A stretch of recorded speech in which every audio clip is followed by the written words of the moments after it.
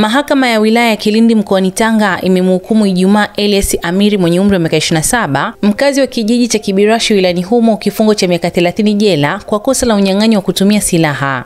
Hukumu hiyo imetolewa tarehe 21 mwezi wa 5 mwaka 2025 na hakimu mkazi mfawidhi wa mahakama ya Kilindi Mheshimiwa Musa Ngalau, ambapo alibainisha kuwa mshtakiwa alitenda kosa hilo mnamo tarehe 1 mwezi wa 4 mwaka 2025 huko Mtego, kijiji na kata ya Kibirashi. Katika tukio hilo, mshtakiwa alimvamia mlalamikaji na kumkaba shingoni kisha kumtishia kumchoma kwa kutumia kisu na kumnyang'anya redio yenye thamani ya shilingi 25,000.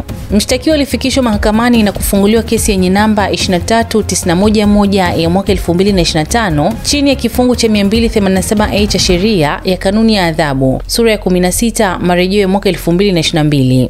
Mahakama ilijiridhisha kuwa upande wa mashtaka umethibitisha kosa hilo bila kuacha shaka na hivyo kutoa hukumu ya kifungo cha miaka 30 jela dhidi ya mshtakiwa Ijumaa Elias Amiri.